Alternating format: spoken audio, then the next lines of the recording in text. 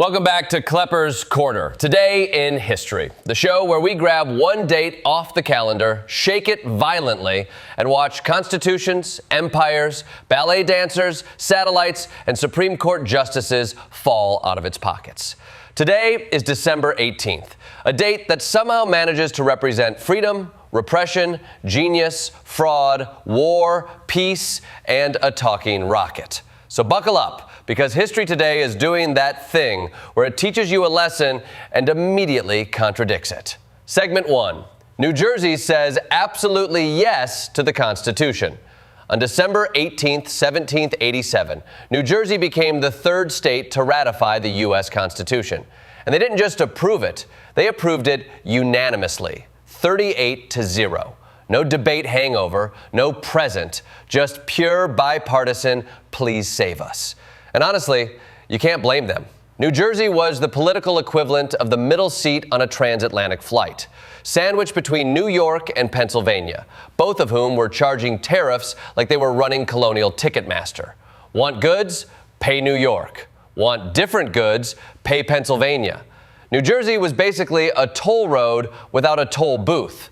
So when the Constitution showed up promising federal control over interstate commerce, New Jersey said, yes, please, take the wheel. And while you're at it, could you stop our neighbors from shaking us upside down for lunch money?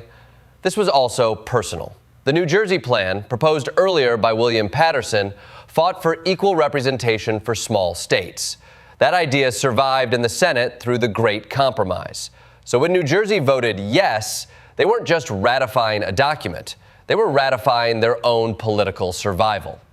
This vote gave momentum to the Federalists. It sent a message that the Constitution wasn't just a rich Virginia hobby project. It was a lifeline for smaller states. And New Jersey didn't stop there. In 1789, they became the first state to ratify the Bill of Rights. Overachievers. The kid in class who already turned in the homework and asked for extra credit. Segment 2. Qatar is born between empires. December 18th is also Qatar National Day, commemorating the accession of Sheikh Jassim bin Mohammed Al Thani in 1878. This wasn't just a coronation. This was geopolitical parkour. Jassim took control of a region caught between two empires playing tug of war. The British Empire on one side, the Ottoman Empire on the other. Both powerful. Both convinced they were the main character. Jassim unified the Qatari tribes and said, politely but firmly, this is ours.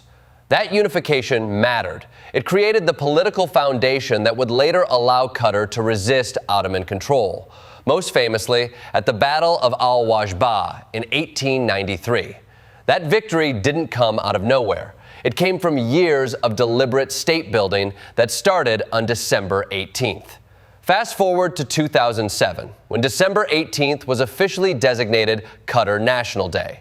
Modern parades, national pride, fighter jets overhead, all anchored to the idea that Qatar wasn't created by oil money, but by political unity.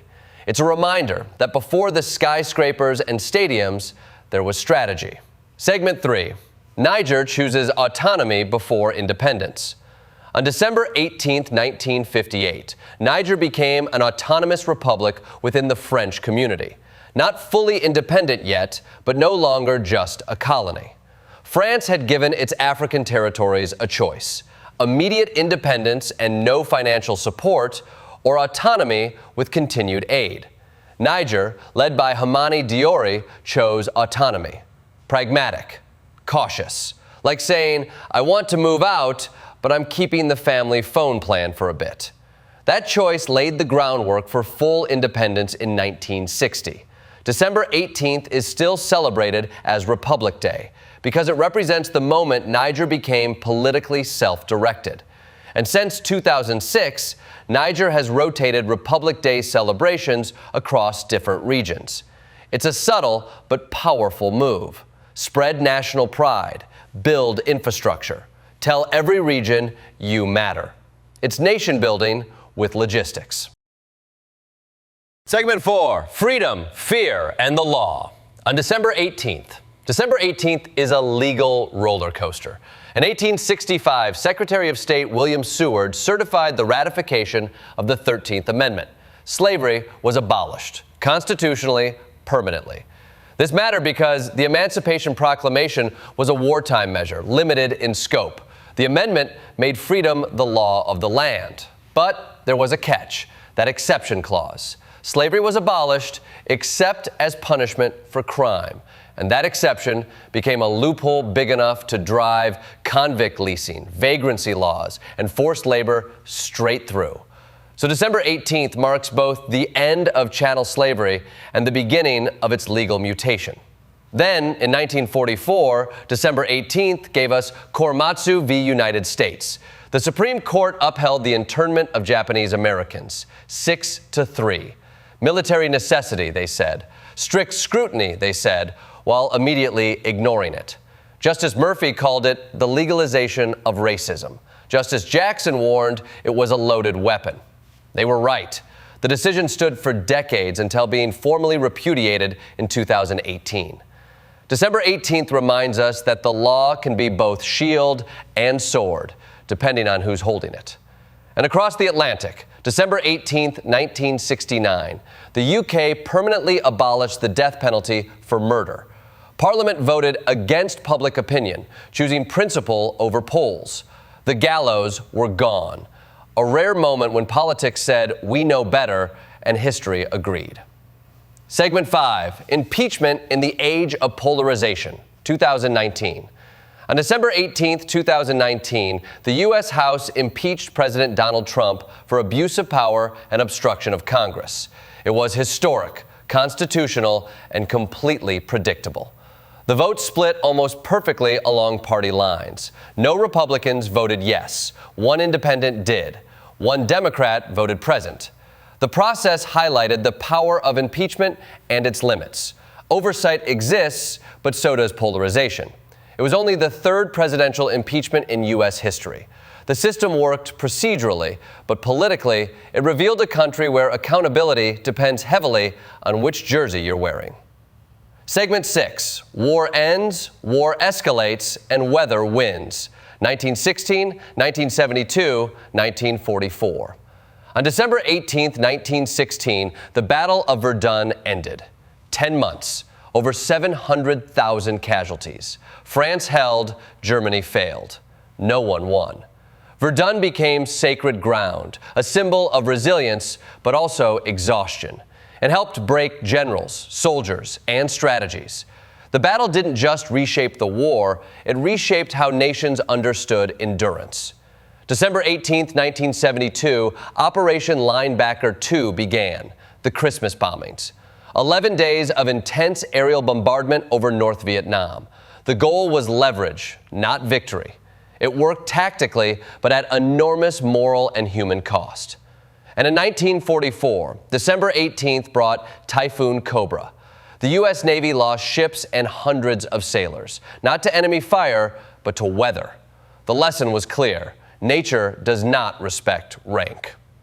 Segment 7, Science, Fraud, and the First Voice from Space. December 18, 1912, Piltdown Man was unveiled.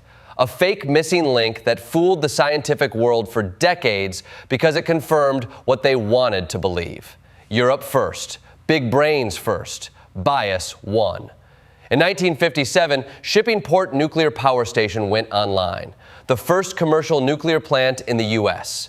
Atoms for Peace became electrons for homes.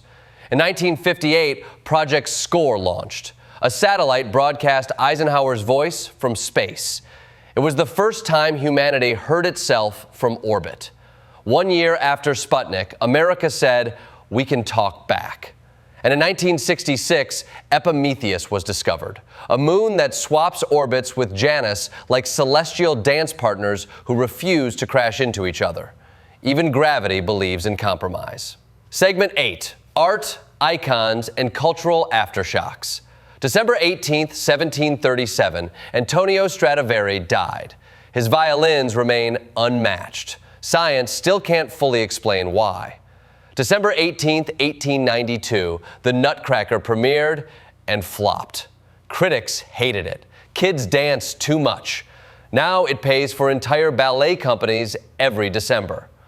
December 18th, 1963, The Pink Panther premiered. Peter Sellers accidentally became the franchise. The cartoon became immortal. And December 18th, 2022, the FIFA World Cup final. Argentina versus France. Messi versus Mbappe. One of the greatest matches ever played. On Qatar National Day, watched by 1.5 billion people. History doesn't schedule coincidences, it collects them. December 18th also gave us Joseph Stalin, Paul Klee, Steven Spielberg, Ty Cobb, Keith Richards, Brad Pitt, Billie Eilish. Wow, what a lineup. In conclusion, December 18th is not a neat date. It's a collision point. Freedom and fear, truth and fraud, war and restraint, genius and catastrophe. Studying this day reminds us that history doesn't move in straight lines. It spirals, doubles back, contradicts itself, and somehow keeps going. And that, inconveniently, includes us.